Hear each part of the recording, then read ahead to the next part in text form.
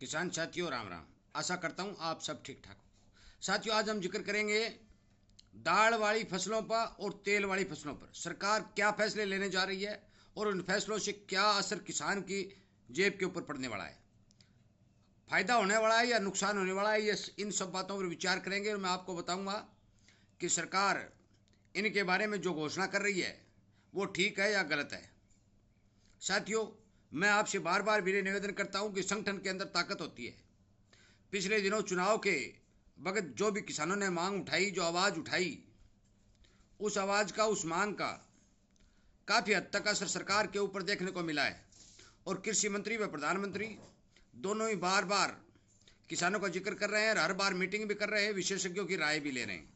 इसीलिए मैं आपसे विनय निवेदन करता हूं कि आप सड़क पर आंदोलन तो करते ही करते किसान, परंतु सोशल मीडिया के ऊपर भी किसानी संगठन की ताकत बढ़ाएं और किसान की आवाज़ को उठाएं, ताकि सरकार को इस बात का पता चले कि किसान जागरूक हो चुका है।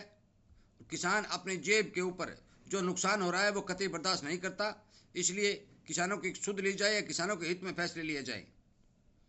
और इसी तरह की जानकारी में जो सरकार फैसले लेती है, अच्छे हो बुरे, आप तक पहुंचाने की भरपूर कोशिश करता हूं। और आपसे भी निवेदन करता हूं कि आप इस चैनल के साथ जुड़ करके सब्सक्राइब कर करके सामने वाली घंटी का बटन दबा करके और अपने दोस्तों तक शेयर कर करके सोशल मीडिया पर किसान की ताकत को बढ़ाने का काम करें।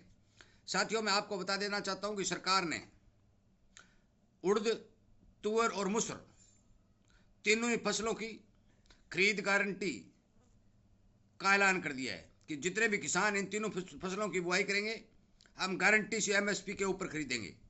साथियों, सरकार का सही कदम है। और ये तीन फसल नहीं, सरकार को हर फसल, आप मान के चलो, हर फसल की खरीद की गारंटी देनी होगी और देगी। समय लग सकता है। और क्यों देगी? क्योंकि जिस चीज जिन्स का, जिस फसल का भाव बाजार के अंदर किसान को सही नहीं मिल रहा, किसान उस फसल की बुआई करना बंद कर देता है और बेहताशा उस चीज की कमी आ जाती है। सरकार पर इस चीज का दबाव बनता है कि देश इतना बड़ा होने के बावजूद भी इस देश के अंदर इस बात की कमी है, तो कहीं ना कहीं सरकारी कटघरे के अंदर खड़ी होती है। साथियों, मैं आपको बता देना चाहता हूँ, मूंग हो चाहे मोट हो चाहे चना हो, दाल वाली जितनी भी फसलें, समय रहते सरकार यदि इन पर एमएसपी की गारंटी सभी फसलों पर नहीं देती है, तो आप मान के चलो कि किसान घाटे का सौदा कभी तय नहीं करेगा और वह अपना जो मुंह है वो दूसरी फसलों की तरफ डाइवर्ट कर देगा। जिस तरह अब की बार कॉटन की बिजाई को मान लीजिए, किसान ने कॉटन का भाव नहीं मिलने के कारण, नरमा का भाव नहीं मिलने के कारण अपना जो है सिस्टम है मूंगफली की ओर ज़्यादा बढ़ा दिया है, नरमा की बिजाई को घटा दिया है। चाहे वो मूंग बोए, चाहे मसूर बोए, चाहे वो मोठ बोए या बाजरा बोए, परंतु नरमा की बिजाई हरियाणा, राजस्थान और पंजाब तीनों स्टेटों के अंदर बहुत कम हुई है। साथियों, इसके साथ साथ मैं आपको ये भी बता देना चाहता हूँ कि तिलहन का तिलहन का भी खरीद गारंटी का प्रोग्राम है, वो तैयार हो चुका है। और जब भी कैबिनेट की मीटिंग होगी, उस मीटिंग के अंदर इसको भी अमली जामा पहनाने की पूरी संभावना सरकार की ओर से दिखाई दे रही है। साथियों, मैं आपको बता देना चाहता हूँ कि कृषि मंत्री ने कल ही एक कृषि विशेषज्ञ के साथ मीटिंग की है और उस मीटिंग में कृषि विशेषज्ञों ने साफ कह दिया है कि आप एक्सपोर्ट की नीति को सुधारिए। आप एक्सपोर्ट पर बैन क्यों लगा रहे हो? आप एक्सपोर्ट को खुला रखने दें, क्योंकि जब भी देश के अंदर बम्पर अनाज होता है, यदि बाहर एक्सपोर्ट होएगा तो किसान को अच्छा भाव मिलेगा। और यदि आप एक्सपोर्ट पर बैन लगा देते हो तो किसान को भाव नहीं मिलेगा, जिससे किसान का बेचारे का नुकसान होगा। आप एक्सपोर्ट पर तो बैन लगा देते हो, जब भी कमी आती है, भाव मिलना थोड़ा बहुत संभावना बढ़ती है, तो आप बाहर से मंगवा लेते हो। तो दोनों स्थितियों के अंदर किसान को भाव नहीं मिल रहा है। इसलिए आप अपनी नीतियों पर विचार करें। ये बात कृषि विशेषज्ञों ने कृषि मंत्री के सामने रखी है और उन्होंने यह भी कहा है भी अगली मीटिंग के अंदर इस बात पर विचार किया जाएगा। साथियों, मैं आपको बता देना चाहता हूँ कि जब जब देश के अंदर बम्पर पैदावार होती है तो सरकार जो है उसका स्टॉक करने के लिए उस पर एक्सपोर्ट पर बैन लगा देती है और वो सामान जो है, जो जिन्स है, वो भाव में डाउन आ जाती है, जिससे किसान को नुकसान होता है। और जब भाव बढ़ने शुरू होते हैं तो बाहर से मंगा लाती है, बाहर से मंगा लाए तो भाव डाउन हो जाता है, तो फिर किसान को नुकसान होता है। साथियों, मैं आपको बता देना चाहता हूँ कि यदि आप आवाज़ नहीं उठाएंगे, यदि आप सरकार तक अपना रोना नहीं रोएंगे, तो सरकार अपनी नीतियों में कतई बदलाव नहीं करेगी। इसलिए ज़्यादा से ज़्यादा किसानों तक इस तरह की बातों को शेयर करके सरकार तक इस बात को पहुंचाने की कोशिश करें कि किसान की सुध ली जाए। इतना बड़ा कृषि प्रधान देश होने के बावजूद यदि देश के अंदर खाद्यान्न की कमी आती है, चाहे वो तिलहन का हो, चाहे वो दाल का हो, चाहे अब की बार तो गेहूं की भी कमी बता रहे हैं, तो आप मान के चलो कि इसमें शर्म वाली बात है।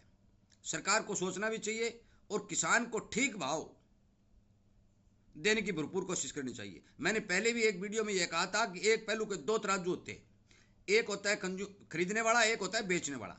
यदि सरकार खरीदने वाले का ध्यान रखेगी तो बेचने वाले का ध्यान कौन रखेगा? जो चीज पैदा करता है, जो अन्न उपजा पैदा करता है, इतनी कड़ी मेहनत में काम करता है, उसको यदि भाव सरकार नहीं देगी और खरीदने वाले का लगातार मदद करती रहेगी, तो आप मान के चलो कि पैदा करने वाला कितने दिन जीवित रहेगा। इसलिए सरकार को चाहिए कि दोनों पहलुओं की ओर ध्यान देकर अपनी नीतियां बनाएं। साथियों, इसी तरह यदि समय रहते हम अपनी आवाज उठाएंगे तो हो सकता है कि जल्द से जल्द 5, 10, 15 फसल की सरकार खरीद गारंटी योजना के अंदर शामिल करके उसकी खरीद शुरू करे। यदि सरकार एमएसपी पर खरीद करती है, जिस तरह मान के चलो तुअर को 7500 रुपये में सरकार खरीद करती है, और सरकार तो यह कहती है कि यदि एमएसपी से ऊपर भी खरीदना पड़ा तो हमें खरीदेंगे, परंतु यदि 7500 में खरीद करती है तो कोई भी दूसरा व्यापारी 7500 से कम नहीं खरीद कर सकेगा, तो वो अपना काम कैसे चलाएगा? उसने भी इंडस्ट्री लगा रखी है, करोड़ों रुपए उसने लगा रखी, तो फिर वो उसे इस बात पर सोचने को मजबूर होना पड़ेगा कि हम एमएसपी से ऊपर भाव देकर जो है इस चीज को खरीदें। यदि ऊपर भाव देगा तो हमें इस बात का लाभ होगा।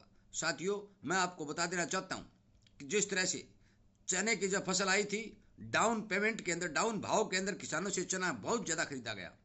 फिर बाद में जब सरकार के एमएसपी के ऊपर यदि खरीद हो जाती तो आप मान के चलो कि एमएसपी से ऊपर चने का भाव किसान को मिलता। वही बात सरसों के अंदर हुई।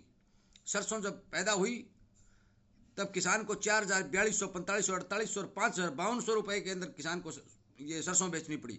परंतु एमएसपी के ऊपर जब सरकार ने तौर तरह से खरीद करनी शुरू की तो उस किसान को भी एमएसपी से, इन व्यापारियों को भी एमएसपी से ऊपर भाव किसान को देने पड़े, चाहे 100 रुपए हो चाहे 50 रुपए। और आज भी एमएसपी से ऊपर सरसों बिक रही है।